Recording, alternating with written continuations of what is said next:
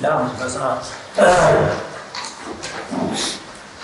to be called to do the letter in Momba, Niki, and the Ato and Passing Marika, yes, and call a church, Harvard, the Tangi people go to Guena, and then Passing Marika, yes.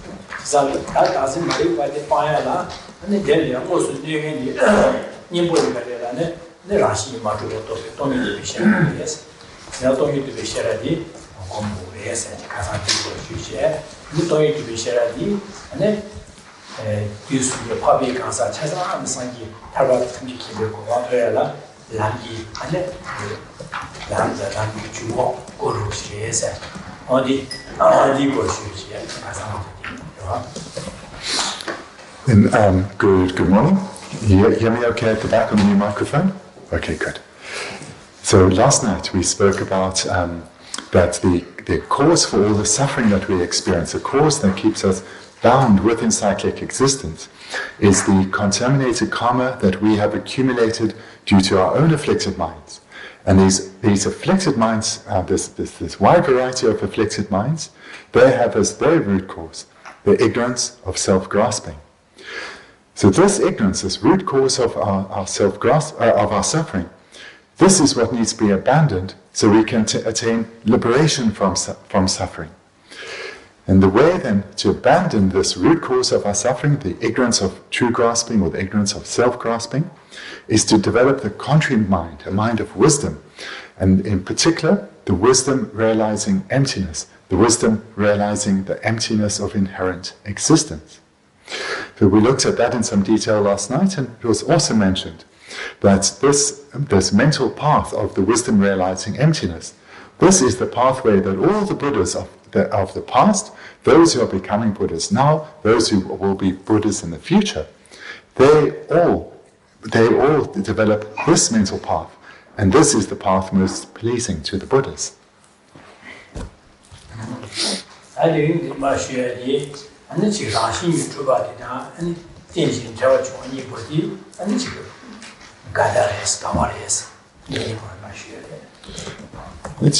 Today we'll continue in the text and we'll look at how inherent existence and dependent arising are contradictory.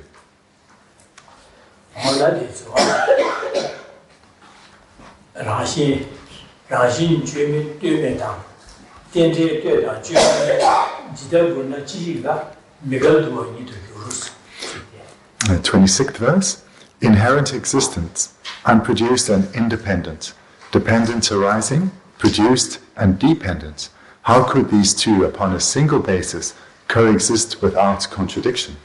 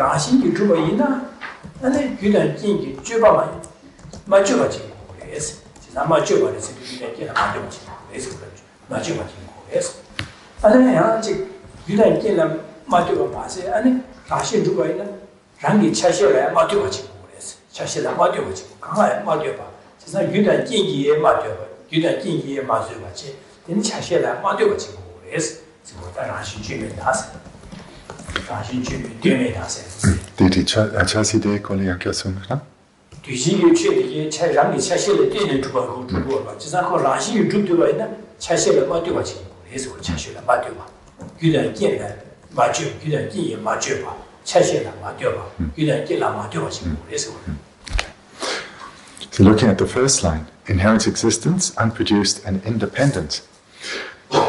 So if something is produced, this means that it's produced from causes and conditions. So if something is produced, it's produced from causes and conditions. If something were unproduced, it would not be produced from causes and conditions. And then similarly, if something is independent, then it is not dependent. So that's the meaning of these two terms that we will see several times here. So if we think then of an impermanent phenomenon, or we can say a functioning thing, or a compounded phenomenon.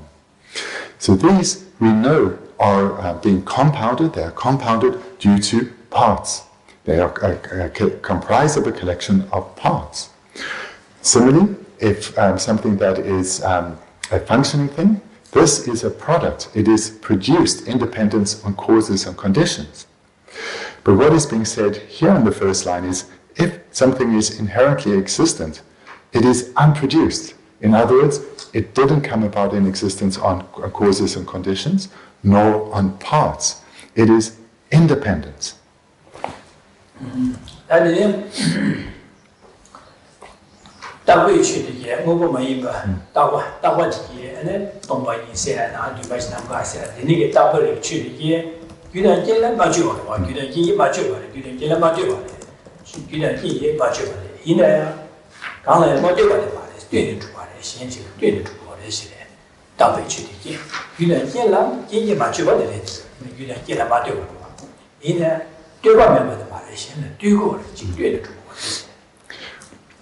So what we've just looked at then in the first line is in relation to impermanent phenomena. So now in terms of permanent phenomena, as was mentioned last night, something that is permanent, such as emptiness or uncompounded space, then this is not dependent on causes and conditions, being a permanent phenomenon. Impermanent phenomena are dependent on causes and conditions, permanent are not. However, whilst the permanent phenomena, such as emptiness and uncompounded space, whilst these are not dependent on causes and conditions, they are still dependent. They are dependent relative one thing to another. They are dependent one thing on another. So permanent phenomena, whilst not dependent on causes and conditions, so they are unproduced, are still dependent.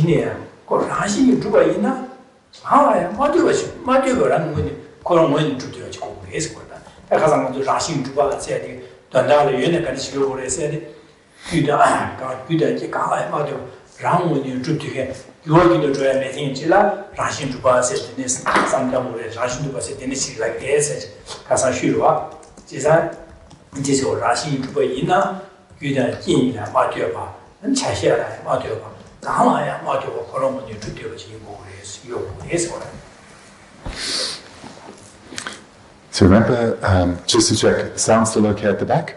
Loud enough? A little bit louder? Okay. Okay. So, yeah, that's a bit louder. All right, so as we mentioned last night, the meaning of inherent existence, or how would something exist if it existed by way of its own nature, if it were inherently existent? So it had these characteristics of being independent and being unchanging. And so being independent, it wouldn't be impacted by anything at all. So therefore it would be independent and unproduced. So what we see in the first line here is similar to what we heard about last night. So if we then take that understanding and then apply it to all phenomena, everything that exists, which again, as we heard last night, can be divided into either permanent phenomena and impermanent phenomena. So if these phenomena, whether permanent or impermanent, were inherently existent, they would have these characteristics of being unproduced and independent. But this is not how phenomena exist. So first looking then at impermanent phenomena or compounded phenomena. So these, if they were inherently existent, would be unproduced. They wouldn't be produced by causes and conditions, nor dependent on parts. But this is not the case for phenomena that are impermanent. They do come about in dependence on causes. And impermanent phenomena or compounded phenomena have parts. They're a collection of parts. So therefore, they cannot be unproduced or independent. And then similarly with the second category of phenomena that exist, those that are of permanent phenomena. So whilst these don't come about in dependence on causes and conditions, they are still dependent. So permanent phenomena too are dependent. They are not independent. That's a new way.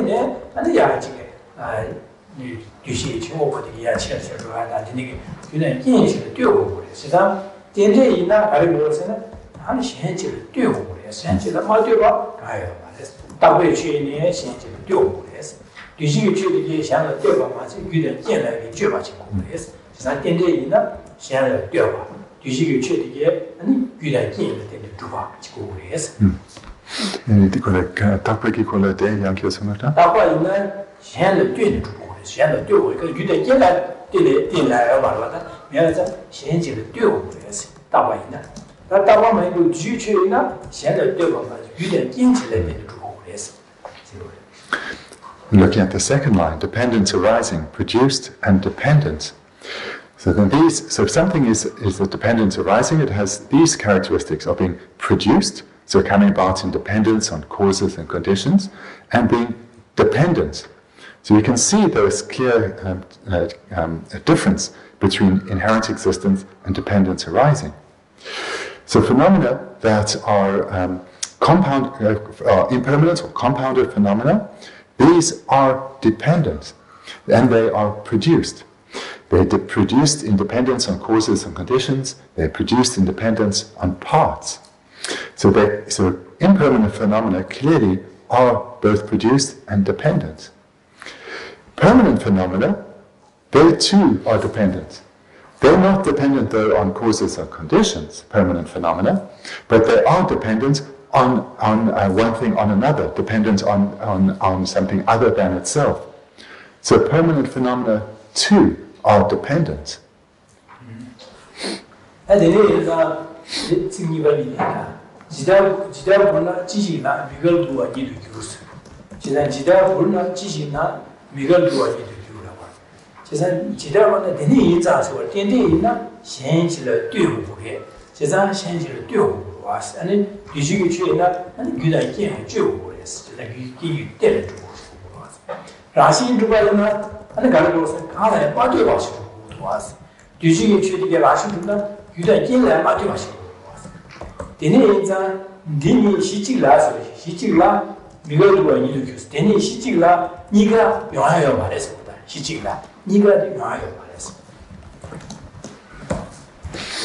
Looking at the third and fourth line, how can these two, upon a single basis, coexist without contradiction? So what we've been hearing then, if something is a dependence arising, then it clearly is dependent, being dependent on causes and conditions or dependent on something other. So this is the meaning of being dependent. A dependence arising is dependent on causes and conditions, dependent on something other. If something is inherently existent, then it is independent. It's not reliant on causes and conditions. Causes and conditions could not influence it, would have no impact on it. It would therefore be unproduced. And not only would something that is inherently existent not be influenced by causes and conditions, it wouldn't be influenced by anything at all. It would be independent. It would be unproduced. So there is these are clearly very different, inherent existence and dependence arising. So therefore, how could a single object, a single basis, have both of these components, inherent existence and dependence arising, when they are so distinct, when they are contradictory?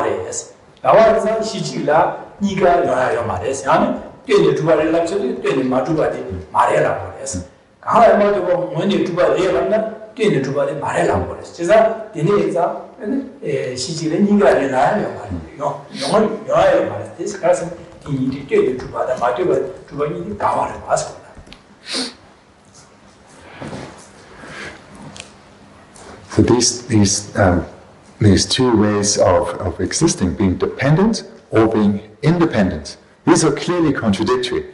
It's something that is dependent. It would depend on causes and conditions. It would depend on something other than itself. So when we divide dependence arising into two, as we've done previously, dividing it into causes and conditions, or dependency one thing on another, this is how something exists that is dependent. And that is completely different from something that is independent. Something that is independent is not going to be influenced by causes and conditions or anything other than itself. So if we take an illustration of a table, then one can either hold the view the table is dependence arising, for example, dependence on causes and conditions, and therefore it's dependence on something other than itself. Or we can say, have the view that a table is independent, and therefore it is not impacted by causes and conditions. It's not influenced by anything other than itself. But we cannot say both. We can have either view, but we cannot say this table is both dependent and independent, because then we clearly are talking in a way that is contradictory.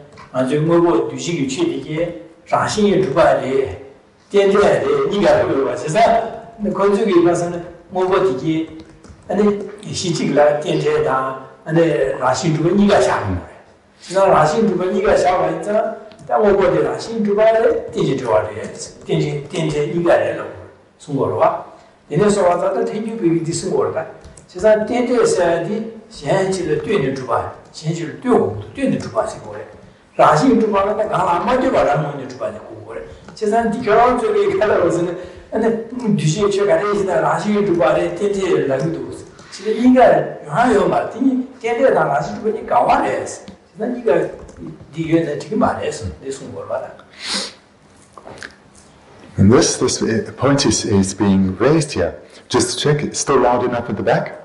Okay, good. So this point is being raised here because the non-Prasangikas, so all the Buddhist philosophical views below the Prasangikas, such as the Svatantika, the Chittamatrans, Sautantika, and the Vaibhashikas, all of them believe that impermanent phenomena or compounded phenomena, these are dependent, but they are inherently existent. So they say they accept dependency, but they believe these phenomena exist by way of their own nature. So the Prasangika then say to them, but how can this be? This is clearly contradictory, because if something is dependent, it depends on something, such as causes and conditions. But if something is inherently existent, it is independent. It doesn't depend on anything, such as causes and conditions. So how can you hold this view, which is so clearly contradictory? So this is why this point is being emphasized here, or made clear here, to show the contradiction of the in the view of the non-prasangikas.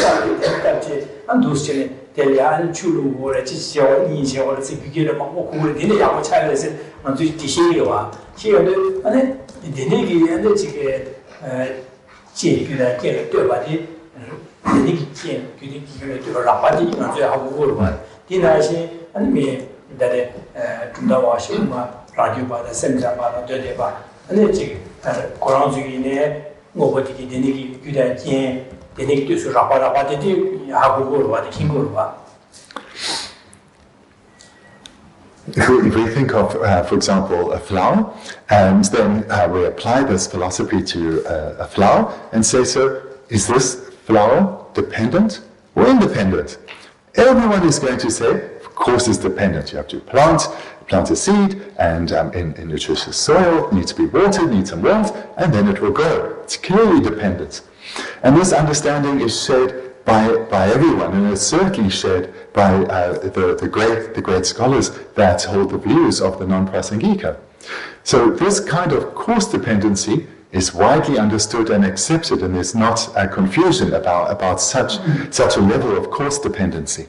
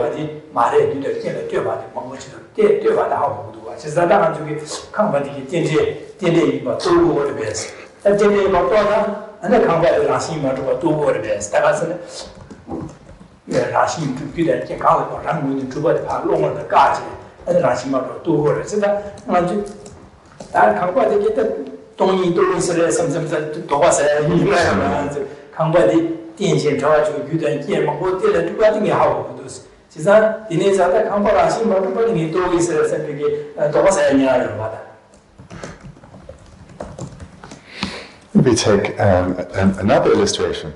If we think of a house, so again it's very clear, a house came about in dependence on many causes and conditions. For example, whoever is paying for the house to be built, they needed to save a lot of money, and in order to be able to pay to have a home built. And so the collection or the earning of this wealth, this is a cause, which also had many of its own causes coming together. And this plus many other causes are required to bring about the result of a house. So we all realize that a house is dependent on causes. Also, we know a house has many parts, and these being accumulated or collected together then means we have a house. But all the parts spread out doesn't mean we have a house, we just have the parts. But collected together, we say, yes, this house came about in dependence on all the parts being put together. So this is something that's easy to understand, and we may think, well, dependence arising, not so complicated. I've understood dependence arising. And moreover, if I've understood that this house is dependent on causes and conditions, dependent on parts, then not only have I understood dependence arising, I've understood that this house is not independent. So therefore, perhaps we also realize that this house is not inherently existent. I've realized that this house is empty of inherent existence. So it's quite possible that one may take this coarse understanding of dependency and read a little bit too much into one's understanding. 그래서 내리 계획한 중에 강바의 동이 또 밀어서면 강바의 나시 마주바림이 또 밀어서면 또 거의 연습 말해. 그래서 내리 이제 나도 삼는 다지. 나 강바의 나도 놀이야 샤비가 그라 가는 시험도 없어. 디스상에 다음에는 나도 지나가도 강바의 그냥 게임 근데 쇠발에 유지라 먹을 때도 쇠발에 세다 하고 살아. 사실은 내 강바의 마치는 삼는 다지. 아주 강바의 놀이야 샤비 가는 시험도 없어. 삼 다음에는 놀이야 샤비도 아니 강바의 게임 하고 뭐 그런 거 주도받이 샤비네. 디네 샤비가 있나 저기 디스타와 나시면서 로한게야 디네 셰스미 짐바신 거래. 진짜 디네 이제 저기 돈이 또 매배 따로 지니. 돈이 매배 따. 또 하고 그 매배 따네. 고선. So this understanding of course dependency is something widely accepted. So this having such an understanding is certainly no great realization. But what we are talking about here is certainly going to a far subtler level. But we can do so in relation to very common objects and objects that are commonly understood to be dependent, such as a flower or a house. But our approach needs to be quite different. We need to investigate how that object, whether a flower or a building, appears to our mind. That is what we need to investigate. Not whether we understand that a house is built and a plant grows. We need to see how the object appears to our mind, whether it appears to be dependent on causes and conditions, dependent on parts, or whether it appears to our mind as being independent, not dependent on causes. So this is what we need to see.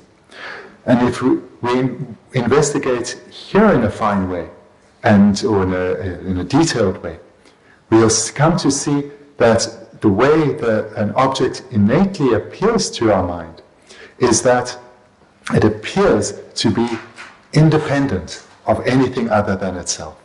And that is the sign that we haven't realized emptiness, we haven't realized subtle dependence, we haven't realized dependence arising. 그래서 나는 저기 텐데를 라빠라빠지 하고 그러면도 텐데 참아되게 하고 그거 말다 텐데들이 다 라빠라빠 데려 차차차 참아 쉬우지요. 그래서 텐데 참아 쉬던 마도한테 돈이 도야라 텐데 참아 쉬우 사고를 참고는 돈이야 돈이 또 도야 가버려. 그래서 만도 하고 여기 돈이 텐데 라빠라빠 되게 돼. 다 누구 상담이 있다는지는 만도 되게 제가 지기 야지 파사사사 하고 두고 와. 그냥 사고를 또 하시네. 딥사는 도도시네 디마답시는 미국기에 삼에 삼로시마도 디 미국기에 삼모디 도도디 나마야 미국 간에 쉬메딩 아주 십사하고 그 말. 니게 미국지 빠사나 도도 마답시나 기회요 말로. 그래서 니네 저 진짜게 먼저 하고 이게 니네 진짜 나빠나빠지 하면서. 진짜 니네 장안 중에 디 남자 딘디 파도 진짜 참아도 하고 도면서 하는 돈이 또 두고 가. 니네 장안 중에 두루치는 라바디가 상당히 땡기냐 되나 제가 지도 로디 주로 로디 야기로 야야도 되는 차차차 하고 두고 봐.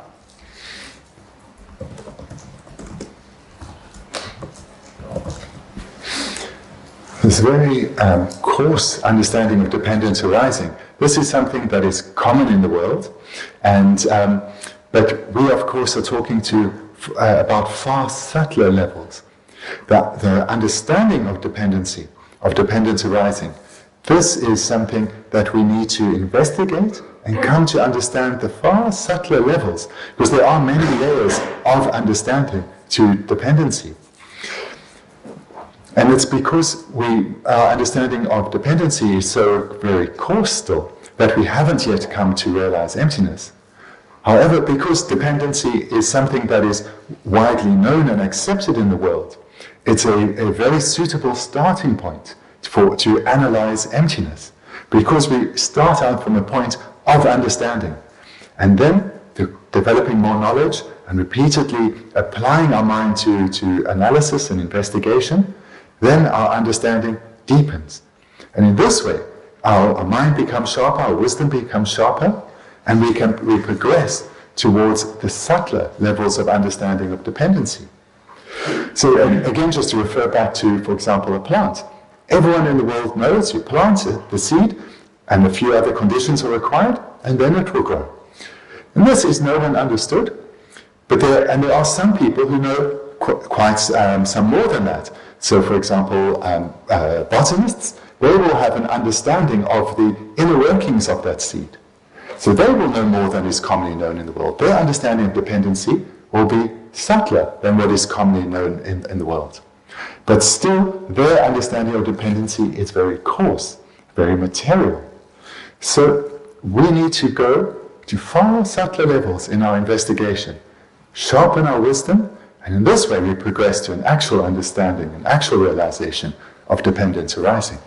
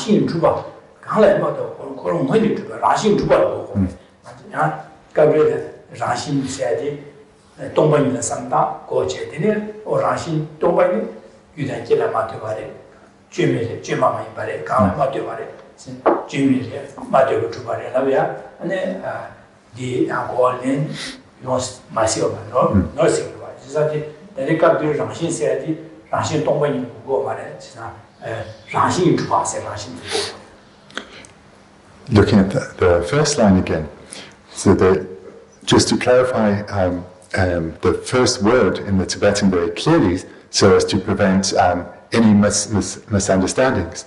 So the first word in the Tibetan is rangsin.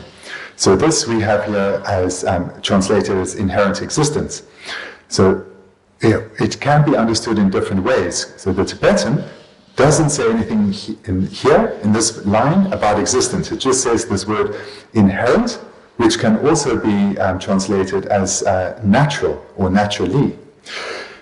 So this then can have differing understandings.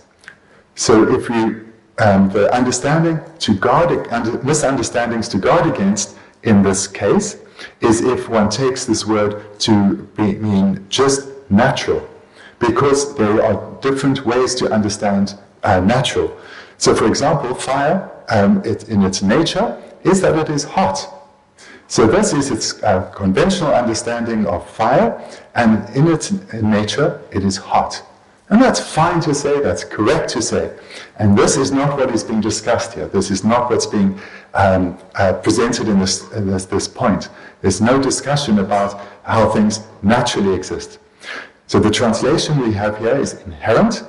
Another translation will be natural. So we would have heard things don't exist by way of their own nature. So that's a different translation of the same word. But so here, don't think that it means natural. What we have here is inherent. For example, fire is naturally hot. That's not what is under discussion. What is meant here is what we have as inherent, and it's meant to be, as we have in the English, inherent existence, so that we understand that we're talking about reality. We're talking that if a phenomenon existed inherently, were inherently established or inherently existent, how would it exist? That would be unproduced and independent. So, Gen is just warning us from possible misunderstandings. But the translation of the first line makes that clear, so that shouldn't happen.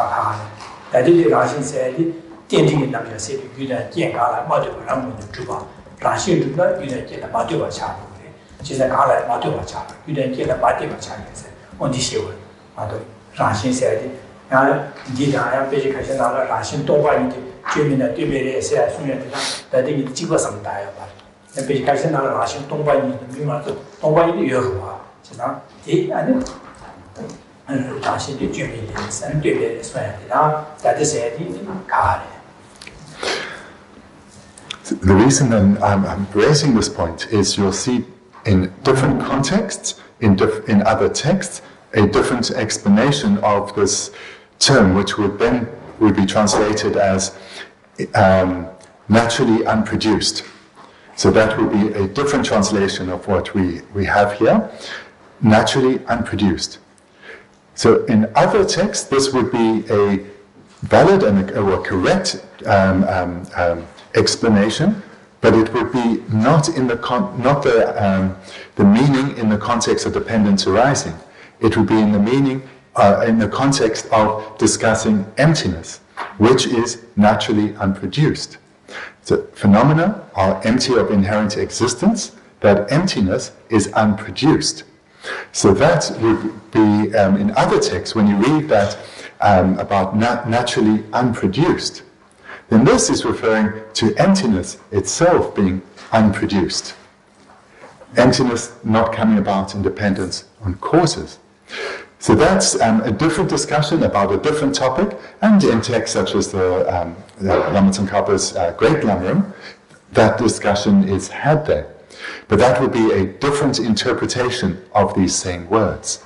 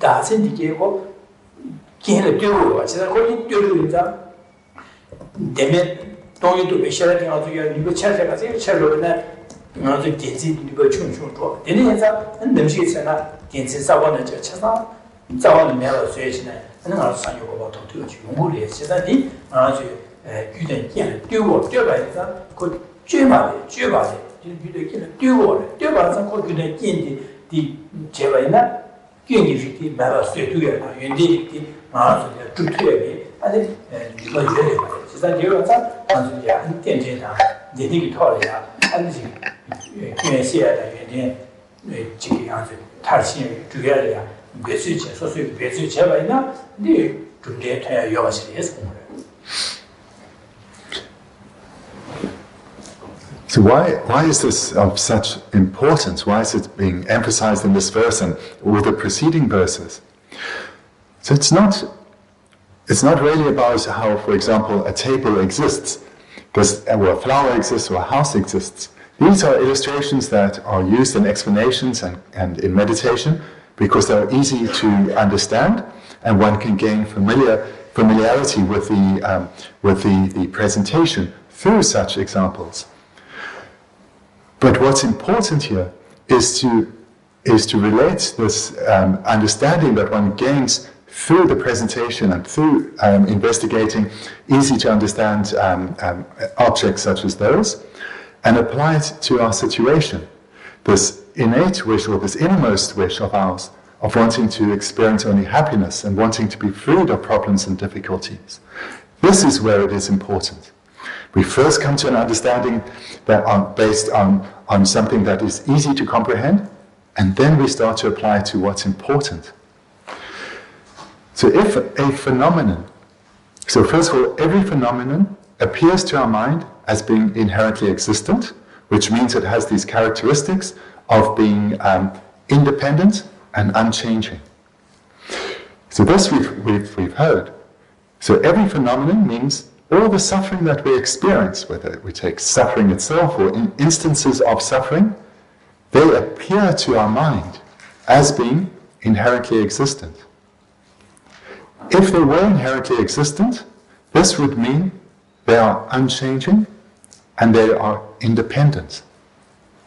But this is not the case, because if we investigate, we'll come to see they do not exist in the way they appear.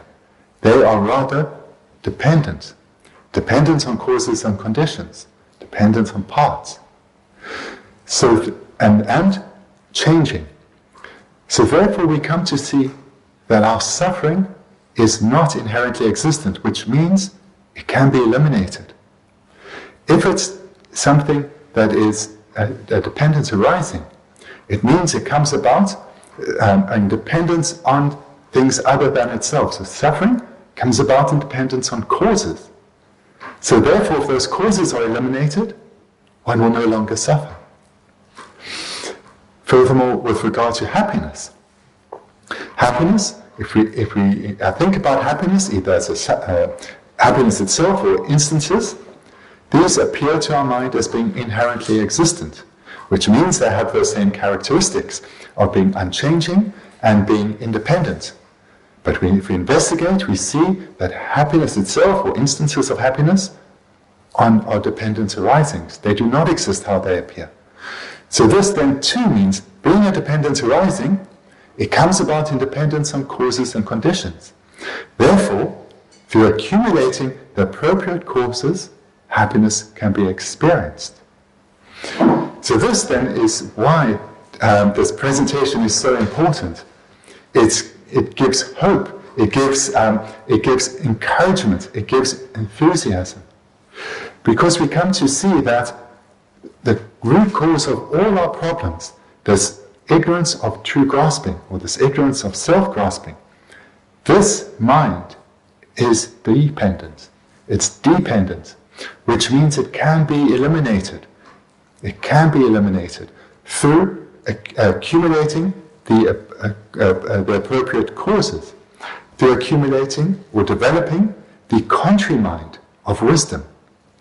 And the more we develop the wisdom, understanding emptiness, then proportionately this ignorance of true grasping weakens. Our suffering weakens, and our progression towards the exalted state of enlightenment, this speeds up. So this is why this presentation is so very, very important.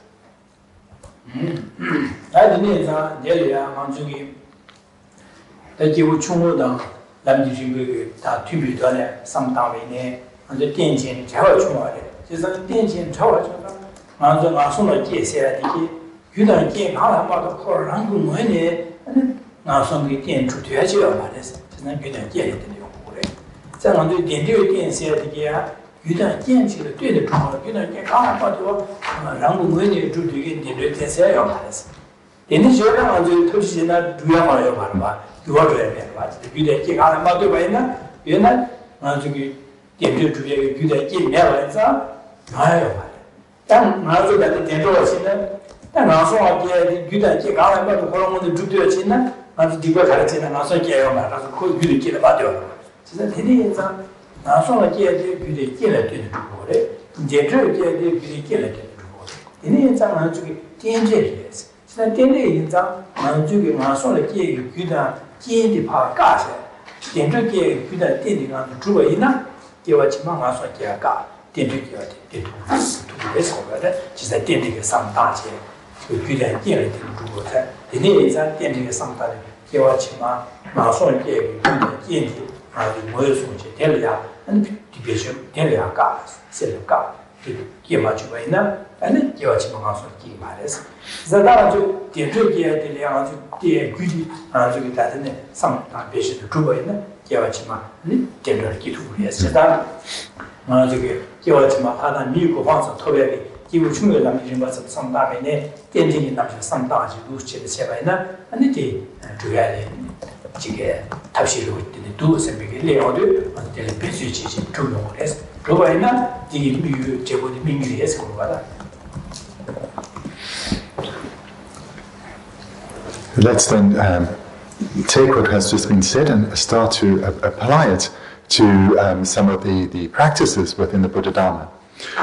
So if we take this understanding of dependency then, and we apply it to the way of thinking of a being of smallest capacity, then their primary objective is having generated a fear for rebirth in the lower realms. They give rise to a strong wish to ensure that that does not come about, but strive for rebirth in the higher realms. But in order to give rise to such a sincere aspiration and sufficient strength of mind, it's through thinking about dependency that is much more likely to come about. Because if one continues to grasp at phenomena as existing inherently, then rebirth in the lower realms, once one is born there, if such a rebirth is inherently existent, it will never change. And one state will remain. It's being inherently existent, such a rebirth would have the characteristic of being unchanging. Moreover, it would have the characteristic of being independent. So it would not be impacted on by anything else, which means the accumulation of virtue would have no impact on such a rebirth, because it's independent of causes such as virtue. Likewise, if one were born as we are, in a happy state, this would be unchanging, no chance of falling to the lower realms. And this would be a mistake, because we think, no need to bother to ensure that we accumulate causes for good rebirths, because this state we'd see as unchanging, and that causes wouldn't have an impact on our rebirth. But thinking about dependency, one comes to understand that causality well. One comes to understand that from causes, results come about. Results are dependent on their causes. And this then leads one to certainty that if one does not completely turn away, completely abandon certain ways of thinking and engaging, these causes that will be accumulated will result in a rebirth in the lower realms. Moreover, this understanding also leads to the certainty that through accumulating virtuous causes, through accumulating or developing virtuous ways of thinking, this leads to the accumulation of causes that lead to good rebirths, rebirths in the happier migrations of a human or a god. So here, to give rise to the sincere wish of a being of smallest capacity, this mind the strength of mind that strives to turn away from non-virtue and to engage solely in virtue, this comes about in a powerful manner through reflection on dependence arising.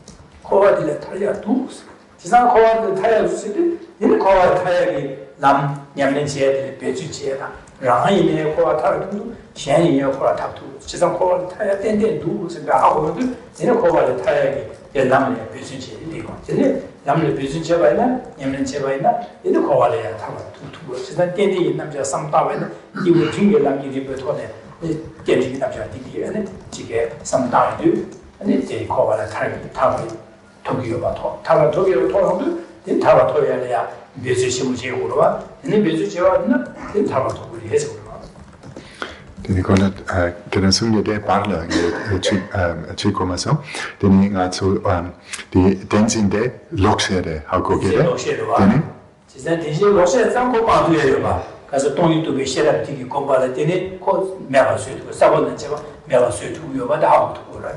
하고 아니 대세 사고는 제가 공부 뻥바세디 타바세 동고를 타바 또 그래서 타바스 두 다리 토여 두세 통화는 내 토여기 전에 배주시에 타바 또 그래. 사보가서. And let's apply this understanding of dependency then to the practices of a being of intermediate capacity. So a being who's qualified, a being who is that of intermediate capacity, has as their objective the wish, the sincere wish to be liberated from cyclic existence in its entirety. And a being who is of intermediate capacity then is with the innermost being are striving to achieve liberation from suffering. So they have given rise to a great strength of mind to abandon cyclic existence in its entirety. So to give rise to such a strength of mind, such a sincere wish, the meditating on dependence arising is of particular benefit. So the meditation process that a being of intermediate capacity goes through starts out by reflecting on suffering. They'll reflect on the three types of suffering, such as the three types of suffering being the suffering of physical and mental pain, the suffering of change, as well as the all-pervasive suffering of conditioning. Reflecting on these then, they will then look for the causes of suffering, and they will see that suffering does have causes. If suffering has causes, it's clear it is dependent on causes.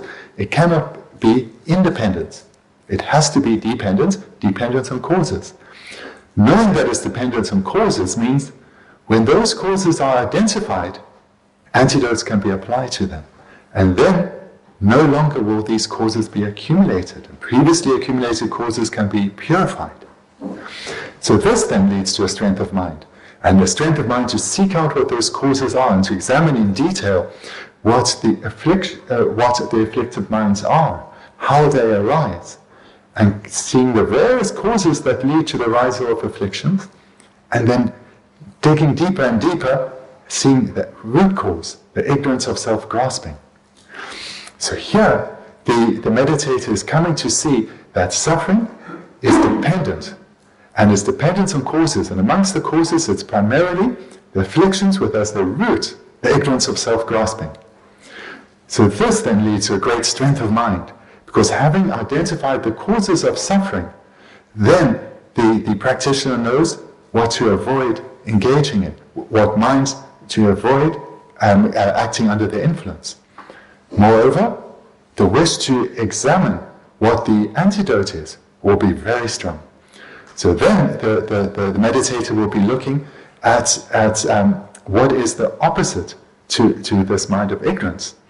Because the point they will have come to now is they would have seen that this mind that grasps at true existence or grasps at self-existence, this mind is grasping at something that doesn't exist, because true existence is a non-existent. Therefore, this mind is a wrong consciousness. Being a wrong consciousness, it can therefore be overcome by a correct consciousness, in particular wisdom, a correct consciousness, which being a wisdom, a contrary mind. And that wisdom then is the direct antidote. Understanding this, they will seek to develop this wisdom within themselves, the wisdom realizing emptiness. Through knowing then that there is a direct antidote to this wrong consciousness of the ignorance of self-grasping, will lead to a great enthusiasm to understand reality. In this process of understanding reality, they'll come to know that when the wisdom is developed to a sufficient strength, it will be able to completely eradicate the ignorance. Ignorance being eliminated completely means liberation from ignorance, and liberation from the suffering that results from ignorance is possible. So therefore, they will have come to understand through looking at dependency that suffering has causes, and that they will have identified the root cause, all the merit causes and the root causes of suffering, and they will have identified the opposing mind of wisdom, and that too is a dependent arising. The wisdom is a dependent arising, it is too not inherently existent, which means it can be cultivated. It is dependent, so it can be cultivated through the accumulation of the appropriate causes. Study, reflection, meditation.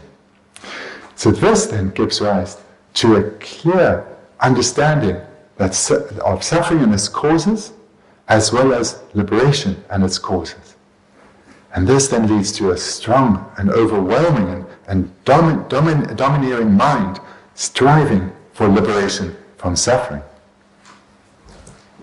那么就台湾这个专业人起来了，这个清别人有个上大位的，就在电竞这块中啊，就像这个现身边他们这，然后呀，金钱么各地钱么，看得参与吧，用在上大，就是用在上大的，说呀，啥呀都呀，俺那看的呢，现在电的用过，说的讲这呢，现在电的用过，俺那这个你那一张，那现在是的。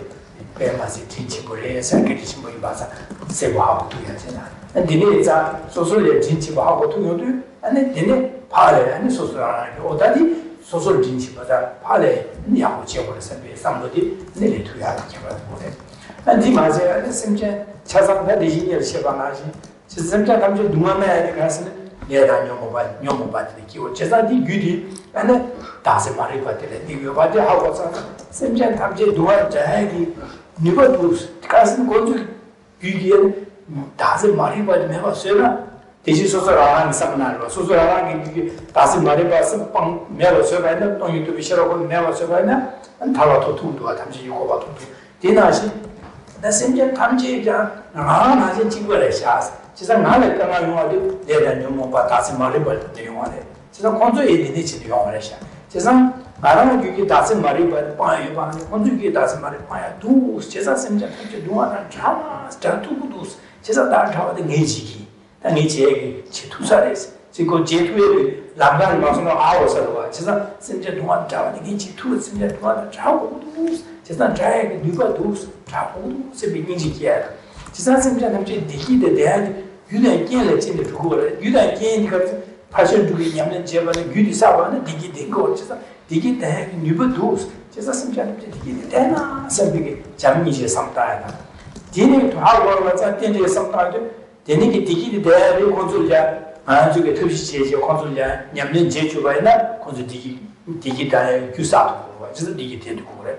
그래서 콘솔의 누마세에게 유념업도 해왔어야 만지게 올라된 제제 는 동반인데 된주는 남자서 소수게 냠는 제 콘솔의 시에제 콘솔 냠는 제주바나 디념업을 봐 통보를 받더니 하고 살아서 다들 나를 탑시야도 제사 심지어 탑시 대화도 대파는 기지리 심지 동안에 대화도 기지리 세비 하상대 주체 된게 남았습니다.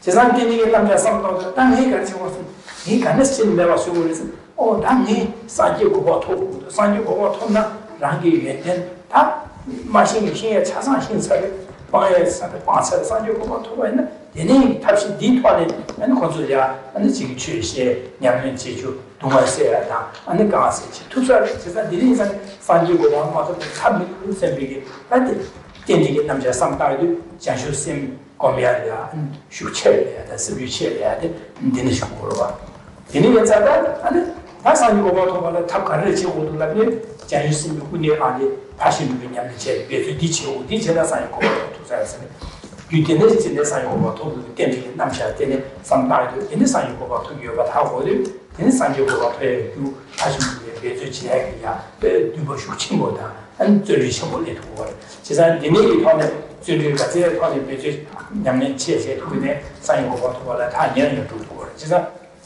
된지게 남자 상당히 즉 유대는 되는 중국도 되는 지역에 수도 없었습니다. 된지 남자도 선도 상당히 되는지는 다 소수의 양요도 상당히 돼 하고 두고 봐. 근데 두고도 아니 되는 통하는 상요고가 더 tuy아야 상요고가 냠네 더야 되는 냠네 지야다 배수 휴체하다 전주스 이야다 아니 지야다 하고 니지야야 아니 휴체가 우리에서지 되는 게 남자 되게 우리에서 뭐하나 So in the same way that we've applied this understanding of dependence arising to the practices of being of small and intermediate capacity, let's also do so in relation to a being of greatest capacity, and perhaps do so in a little more detail. So the being of greatest capacity will have already been engaging in the meditations on that are common to the beings of small and intermediate capacity. So they will already have a strong familiarity or realizations of those preceding steps that we've already just looked at, and they would have come to this understanding through utilizing, come to those realizations through utilizing their understanding of dependence arising. Now, in the meditations on the Mahayana, the meditations that are unique to the being of greatest capacity, they will continue to use their understanding of dependence arising. So first of all, when they reflect on the relationship that they have with other sentient beings, they will see that there is this relationship of one on the other, that we are not independent, but dependent on others. So the first step, that of the relationship of ourselves and others, is one of dependency. Then reflecting on the second step, reflecting on the kindness that others have shown us, that all the material resources that we have, this has come about directly and indirectly in dependence on others. All our inner good qualities that we have developed, such as minds of love, our understanding of dependence arising, all these inner good qualities that we have, these are not independent, they are dependent. They've come about in dependence on causes and conditions, certainly including others. So we're reflecting then on the second step, the kindness of others. Also the method of dependence arising is used. Then the third step, which is the wish to repay the kindness, which naturally arises when one sees how kind others are to oneself. This is also a dependency, the natural wish to repay the kindness of those that one has vividly seen as being incredibly kind to oneself. This is a result and arises in dependence on seeing the kindness of others. Then the fourth step of the meditation, which is which is giving rise to the mind of compassion, and the fifth step, the mind of love. These two are cultivated through reflecting on dependency.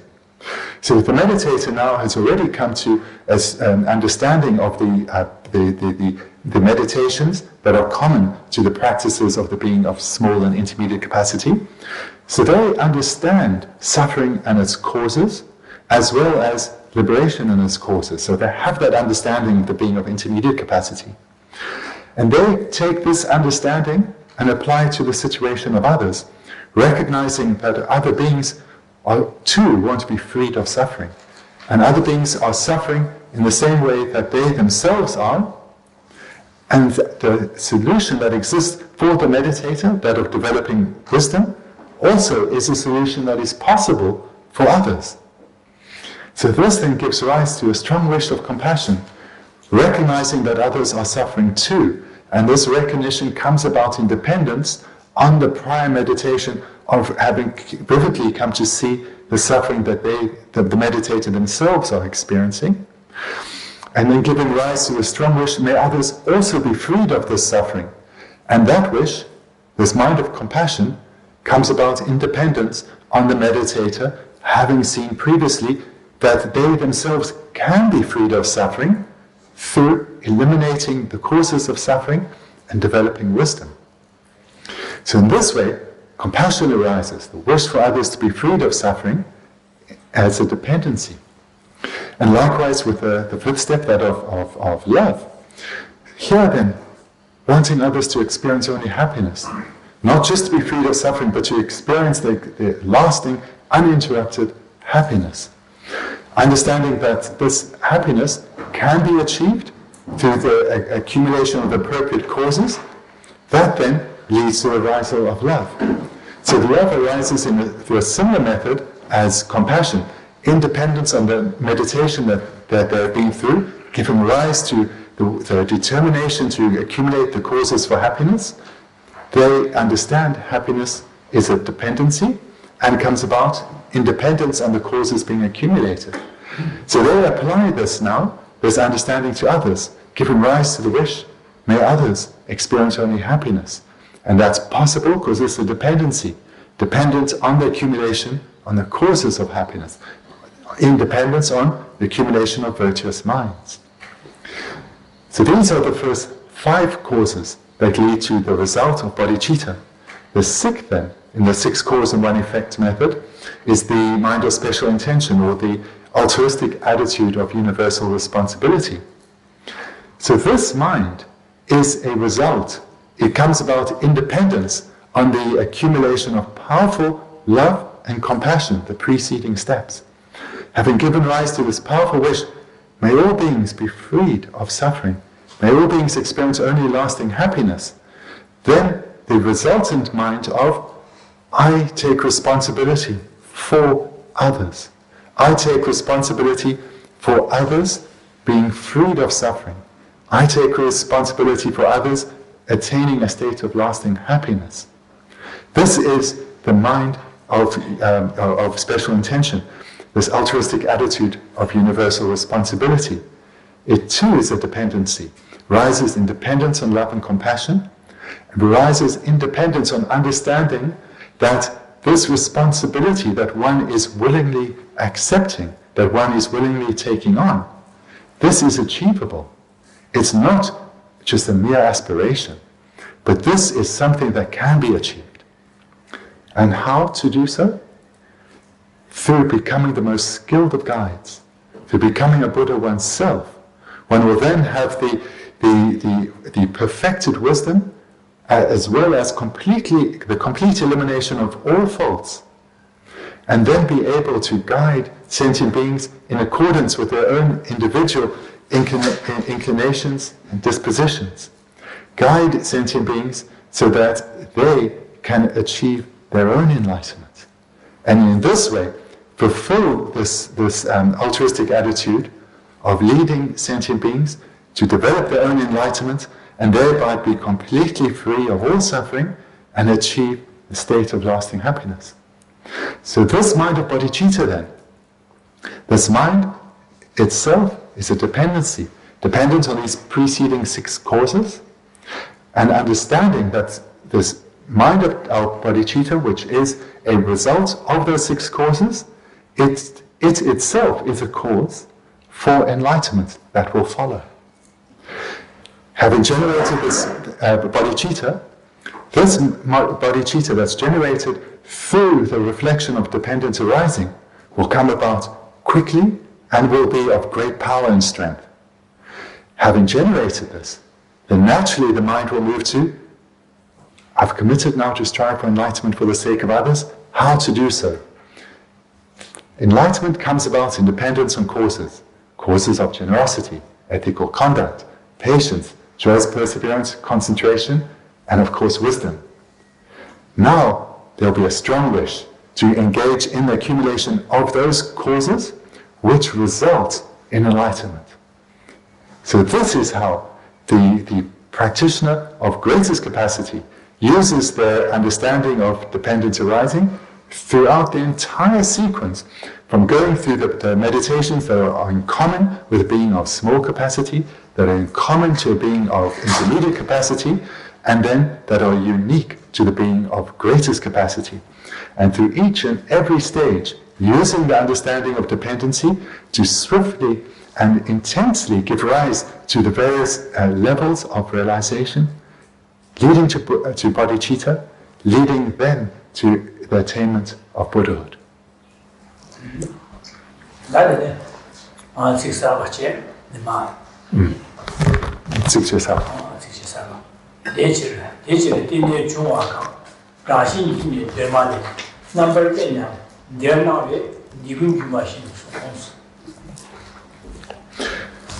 And that brings us now to the new verse, verse 27. Consequently, whatever is dependently arisen has always been free of inherent existence. Moreover, due to how it appears, you taught that all this is like an illusion.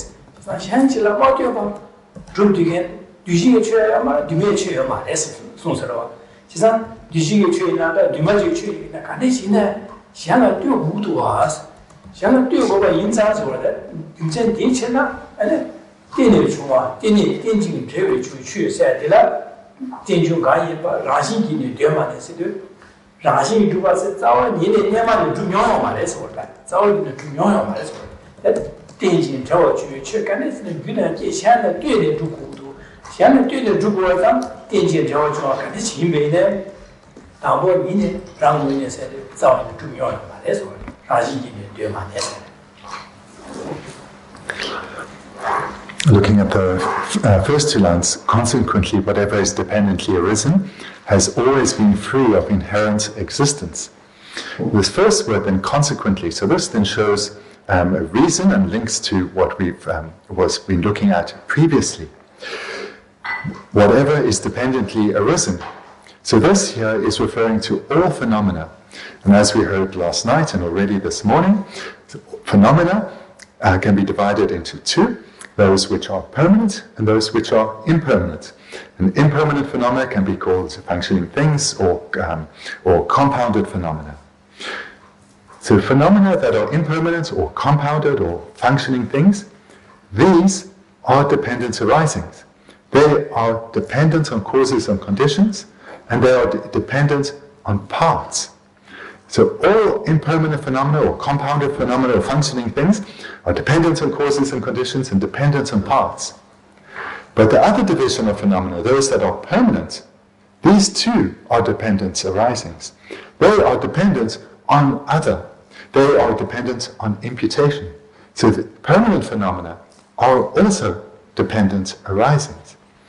All phenomena, everything that exists, is a dependent arising. And that's the meaning then of our first line, consequently whatever is dependently arisen.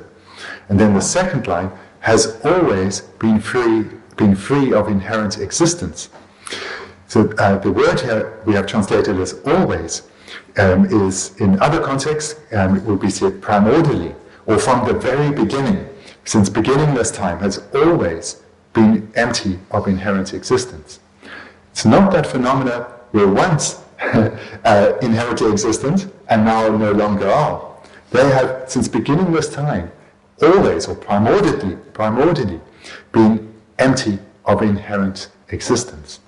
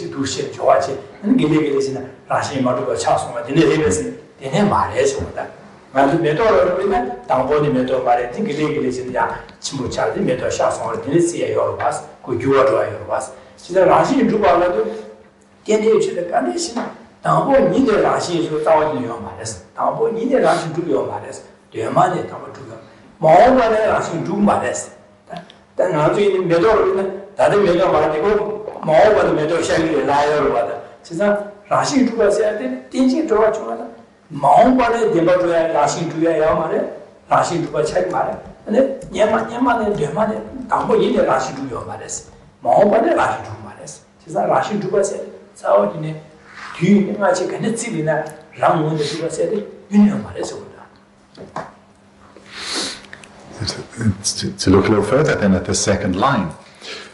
So there's term always or primordially or since beginningless time. So this needs to be understood well so as to overcome any kind of confusion, thinking that, well, maybe phenomena were at the very beginning or in the distant past were inherently existent and now they no longer are. Or perhaps the converse is possible, that phenomena are dependent right now, but they will become inherently existent. So that way of thinking is possible, but both would be wrong. Phenomena always have been, always will be dependent, always will be empty of inherent existence. So for example, we think of a beautiful flower. It's a beautiful flower, we see it right now. A beautiful flower that we observe right now is not inherently existent now. It wasn't inherently existent in the past, nor will it be in the future. Rather, we think we know about the process, we remind ourselves of the process. A seed was planted, it slowly grew, and then only much later did it blossom. And now that it's blossomed, still is not inherently existent, nor will become so. It will wither and die.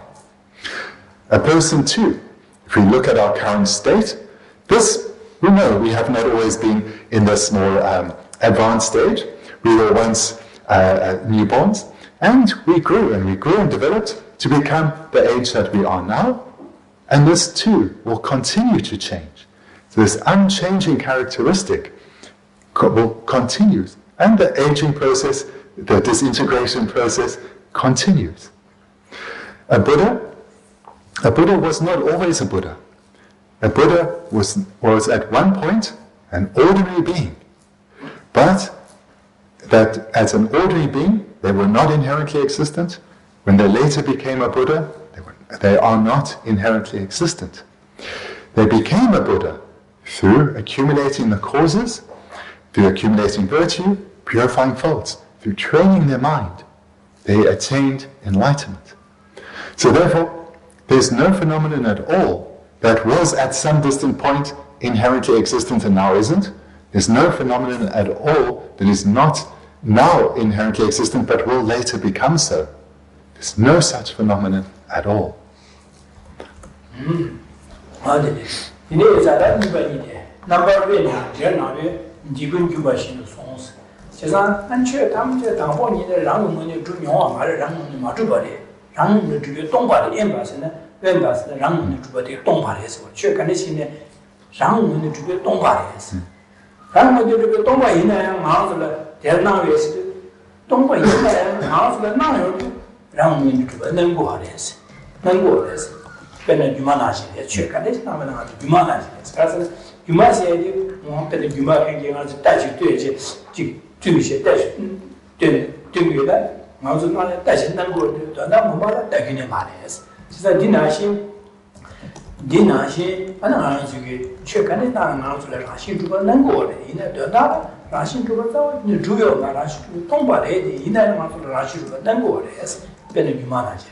Of course.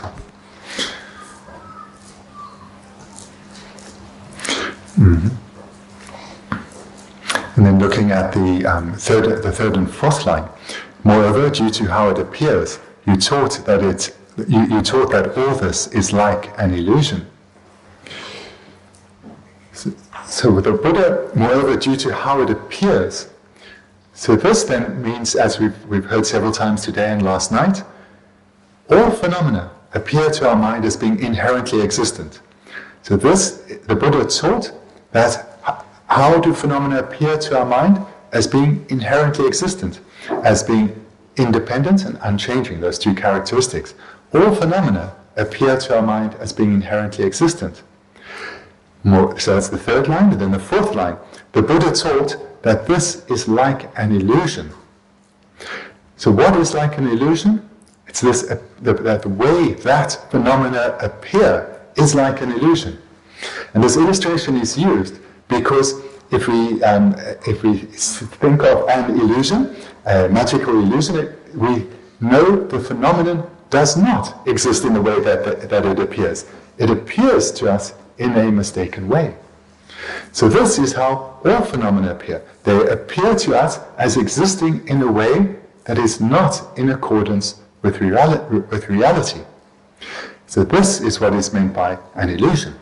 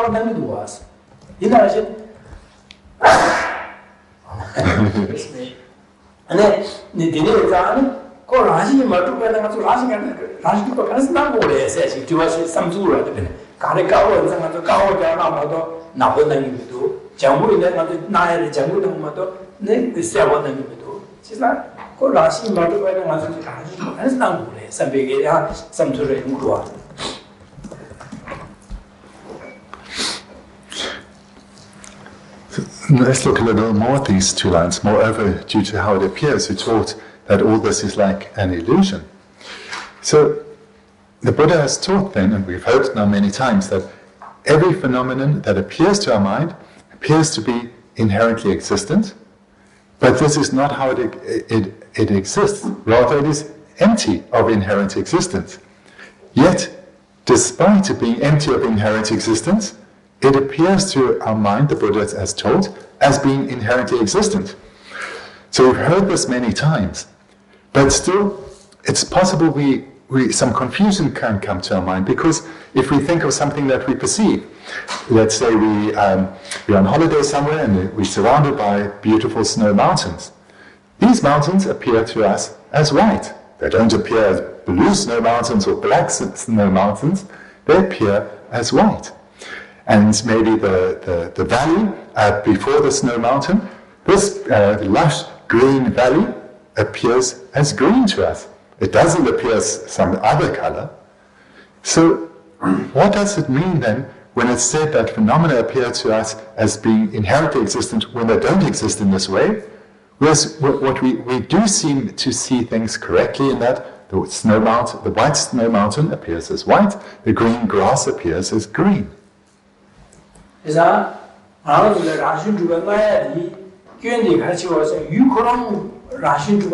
인비 김센체의 유코랑 균 말에 나서가 라신 주고 넘고 유가래 나 라신 넘게 나와 나야디 유이고의 균진에 나서 라신 나와래서 니 말에 진변에 가리까고 그러는 그런 유코랑 까고 가게 인자 나서 나 유까고는 유코랑 까고 이제 까고 넘고 봐 유코랑 균 말어 진짜 디나 라신 주고 나야디 근데 가리 코로나에 까고 유코랑 까고 이제 나서 나야 까고 넘고 그래当然这呀니디야 지금 시험 미시에 장물을 주고 현재 따라는 다 가고가 되는 말과 근데 유기교 말에 가리교에서 나도 원고의 교체고 원고의 교체는 나야 되라 아주기 나오고다 장물로다 나야 돼 아주 이 교체 나는 것도 유거는 교체 는 거 어디 나시 최탐장 아주 나도 라신 주가 나한테 유거는 라신 주가 이 미치 교체는 아주 라신 주가 는거 말이야 가르친 교회에 가서 아주래야 될래야 나도 그라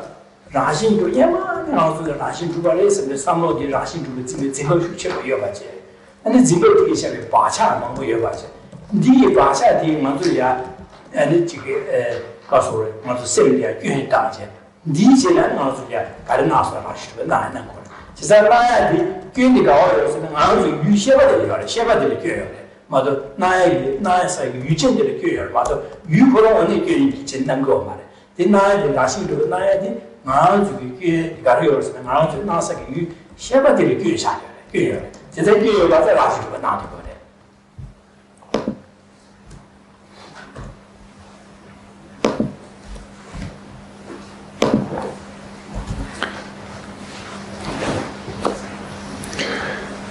So the important point to make here is to identify where the fault exists and where it does not. So all objects appear to our mind as being inherently existent. The object that appears to our mind, that object itself, that is not where the fault resides. So for example, if we're thinking about the white snow mountain, so this beautiful white snow mountain, it's not that the fault of inherent existence is to be found within the object itself. That's not where it is. For example, if we're out in this beautiful environment and the sun is shining brightly, we're probably going to wear sunglasses. So wearing those sunglasses will change the hue of the white snow mountain. Doesn't mean that this white snow mountain has now become any less white. Rather, there is a fault in our sense power due to wearing the sunglasses. So there's not the fault in the object. The fault lies within ourselves. So again, every object that appears to our mind appears to be inherently existent. This fault of inherent existence is not to be found within the object itself, but it's a fault within us. And this fault within us comes about to our strong habituation to the mind of ignorance, grasping at the appearance of inherent existence, at believing in this appearance. So due to all these imprints on our within us, this results in the appearance of inherent existence.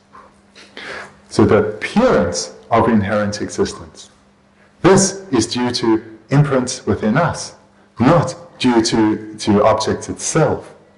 So the fault is not in the object, but in the object possessor. In other words, the consciousness. So the key point here is this fault of the appearance of inherent existence is something that is within ourselves, not within the object.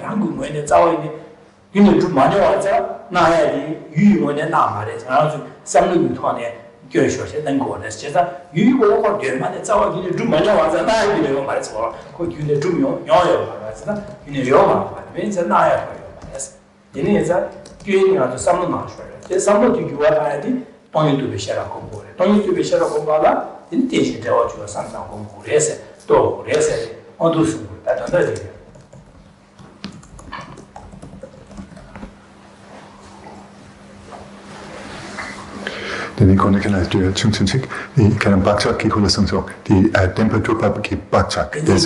Denzing.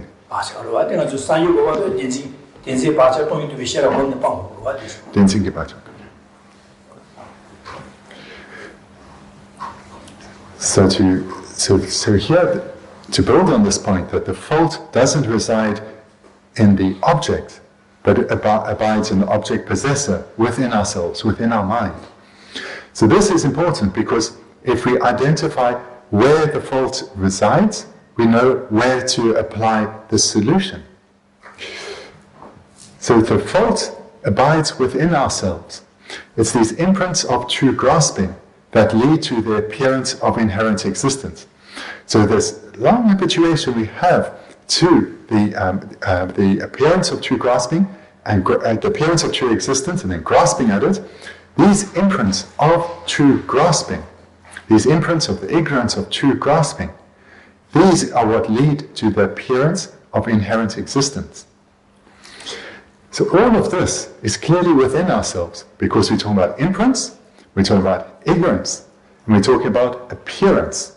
This is all internal, which means if the fault resides within, so too does the solution. We need to change our way of thinking. And this is done through meditation. So it's through meditating we change our way of thinking.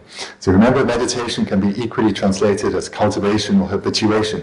So it's cultivating a new way of thinking, becoming habituated to a new way of thinking, breaking faulty ways of thinking. This is how to have an impact on what appears to our mind. This is how to change the strength of these imprints of true grasping that lead to the appearance of inherent existence.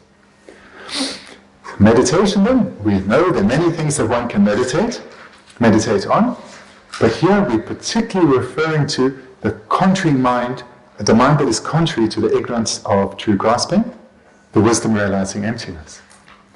As one develops greater habituation to the wisdom realizing emptiness, one weakens the contrary habituation to the ignorance of self-grasping.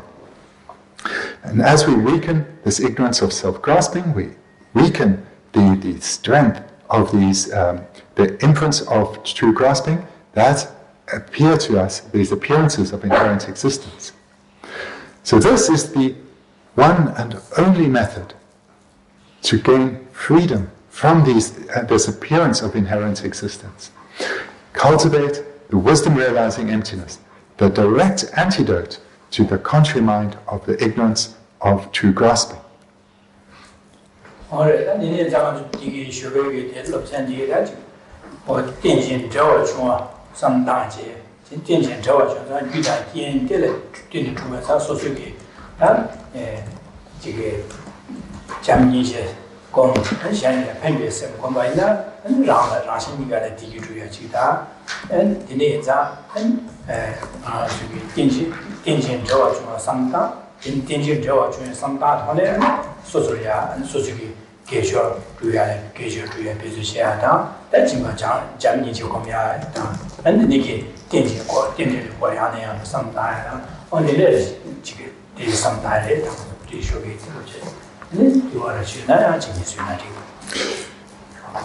So then we can conclude the talk here then.